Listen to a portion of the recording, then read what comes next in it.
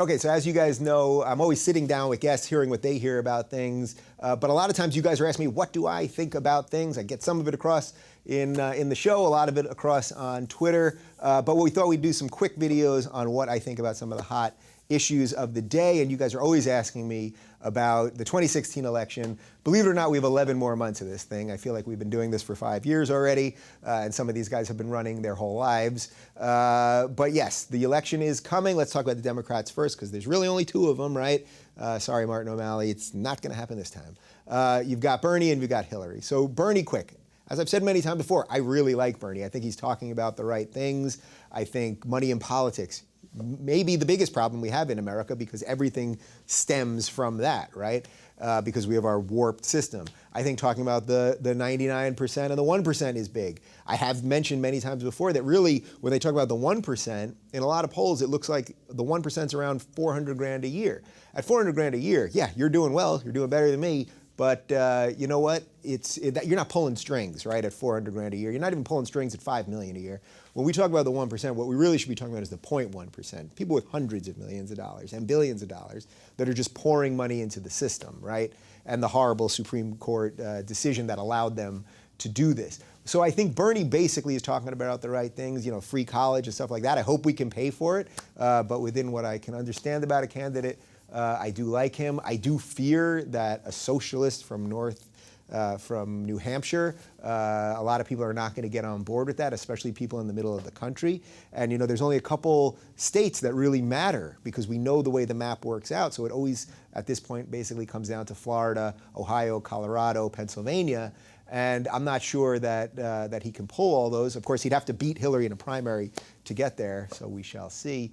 Hillary, yeah, this has been a pretty uninspiring campaign. As a general rule, I like her better than the Republicans. I think she's at her best when she's being attacked. So like in the Benghazi hearing, I think she was good. I think she's been pretty good in the debates. But you know, her husband was president, and George W. Bush's dad was president, and now his brother wants to be president. We left England so that we wouldn't have to have families that ruled over us for forever. That's a big strike against her in my book. I do think, you know, breaking that glass ceiling would be nice, and I basically think she's a decent person. So I really do hate it when people on the left, on the far left especially, are framing that she's a neocon and she's exactly like the Republicans. It's just silly. I do have a sense that she understands the way government works and is trying to make things better, but I don't love her by any stretch. I know people are going to be angry at me on that one. As for the Republicans, they're all pretty terrible, right? They just all are pretty terrible. I've watched the debates. They're ridiculous. You know, Trump has this thing so mixed up, has everyone so defensive and so crazed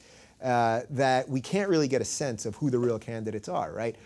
Bush has been terrible. I mean, absolutely terrible. I feel like they've got like a gun behind him and they're like, you're running for president whether you like it or not. And he does not like it. I think he's pretty uninspiring, right? Trump is just, it's over the top and ridiculous. Who the hell knows, right? Nobody knows what to do about that. Kasich, yeah, you know, he's basically okay. Is he going to be president? Probably not. Carly Fiorina, is she going to be president? Probably not. I think it would be interesting just to watch her debate with Hillary, two really strong women, but that wouldn't make me vote for anyone, certainly. Who else you got? I think Marco Rubio, even though I strongly disagree with him on some of the religious stuff and when he talks about abortion, I think at least he's in the right line of work. You know, I think he has a compelling story, his growing up and, you know, children of immigrants and all of that stuff. But yeah, he's a little too rehearsed and all that, and I hate to make it about the theatrics of television, but I think he's at least somebody that should be a politician, I suppose. Who else? Ben Carson. I mean, Ben Carson's not going to be president. He should be a neurosurgeon. That's a specific job, and that's a pretty good job, and he should probably stick to that. So I don't know who to support out of any of these guys. What I would like to see in general is that if we could talk about the ideas more instead of just the day-to-day, this person said that thing and this person and gotcha this. And, you know, the debates have been pretty bad. I think the moderators have been pretty bad. So I would like to see more big idea stuff. Let's really talk about what role government should have.